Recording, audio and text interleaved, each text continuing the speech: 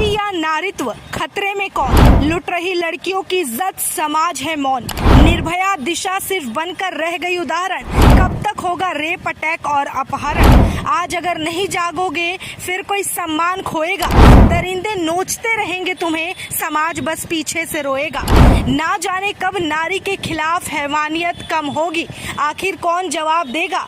कभी मणिपुर, कभी राजस्थान, कभी बंगाल, बस घटना की खबर आती रहेगी। क्या लड़कियां कभी सुरक्षित थी या फिर यूं ही सब बेखौफ घूम रहे हैं।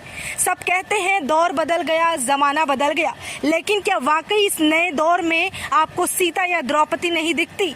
ये सवाल कभी खुद से पूछिएगा। जिन तस्वीर और वीडियो को देखने की हिम्मत तक हमारे अंदर नहीं है, उससे भी ज्यादा दरिंदगी लड़कियों के साथ लोग कर जाते हैं। भले ही आरोपी गिरफ्तार हो जाते हैं, लेकिन आखिर वो लोग कौन होते हैं जिन्हें अपना पराया सुख दुख, किसी की इज्जत तकलीफ खुद से लेना देना नहीं होता। आखिर वो कौन होते हैं जो भक्षी बन जाते हैं। ना उम्र देखी जाती है और ना कोई मौका। नवजात शिशु से लेकर 80 साल की बूढ़ी तक कोई सुरक्षित नहीं। तो फिर कैसे इस देश में बेटियां घर से निकलेंगी, कैसे बेटी को पढ़ाने का सपना पूरा होगा, कैसे बेटी चांद तक पहुंचेगी।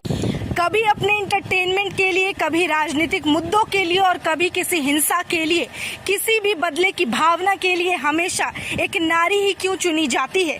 सही कहा गया है, शायद नारी के पास कोख होने के कारण ही उनके पैरों में वो बेड़ियां बंधी है जिन्हें खोलकर कभी वो आजाद नहीं हो पाई।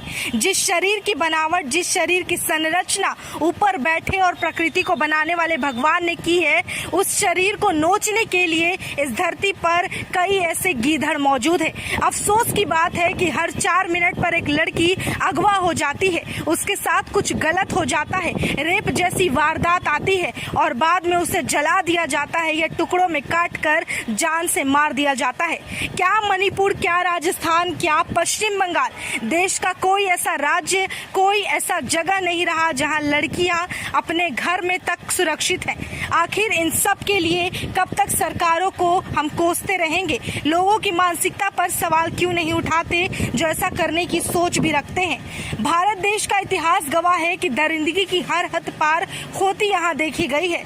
लोग चीख चिल्लाकर कहते हैं कि आज महिलाएं पुरुषों से पीछे नहीं है, लेकिन फिर भी जब घर से एक बेटी निकल रही होती है, एक महिला निकल रही होती है, तो घर वालों को किसी बात की चिंता सताती है। क्यों सड़क पर चलते वक्त इस बात का डर रहता है कि सामने वाला कब से घूर रहा है। जिस नारी से समाज है, उस नारी को इतना कमजोर किसने कर दिया। क्या ये सब कुछ बदल नहीं सकता। तकनीकी से आगे बढ़ रहे इस दुनिया में इस तरह की घटना कैसे आने लगती है। ये तमाम सवाल है जो हम सरकार से या किसी एक व्यक्ति, समुदाय से नहीं पूछ सकते, क्योंकि ऐसी घटनाएं किसी एक धर्म, एक जाति, एक समुदाय की नहीं, बल्कि हर उस लड़की के साथ होती है जिसकी गलती शायद लड़की होना। बीते दिनों मणिपुर से दिल दहला देने वाली घटना सामने आई, ठीक उसी तरह पश्चिम बंगाल में भी ये घटना हुई है और वहीं राजस्थान में भी पीड़िता के साथ रेप करके उसे जला दिया गया। भले ही हमारे